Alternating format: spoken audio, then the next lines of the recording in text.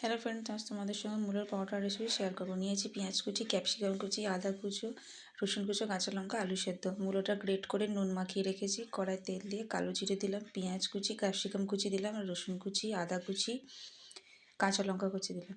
দেখো মুলোটা কীরকম জল বেরিয়েছে। মুলোটার টিপে জলটা বার করে নেবো।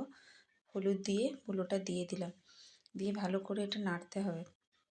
তারপর এর মধ্যে সিদ্ধ করে আলুটা দিয়ে দেবো, নুন দিয়ে দেবো, চিনি দিয়ে দেবো অল্প, ধনে, জিরে, শুকনো লঙ্কা শুকনো কড়াই ভেজে গুঁড়ো করে দিয়েছি, মেথি দিয়ে দেবো, দিয়ে ওর মধ্যে 1 চামচে ছাতু দিয়ে ওটা রেডি করে নেবো। তারপর আটাতে কালো জিরে নুন দিয়ে মেখে নিয়েছি, তারপর ডো করে নিয়েছি। এবার এর মধ্যে এরকম গোল করে নিয়ে পুরটা দেবো, দিয়ে বেলে নিয়ে চাটু বসিয়ে দিয়েছি। এর মধ্যে রুটিটা দিয়ে দেবো, এপিঠ ওপিঠ ভাজা হলে তেল দিয়ে ভেজে নেবো। কেমন লাগলো তোমরা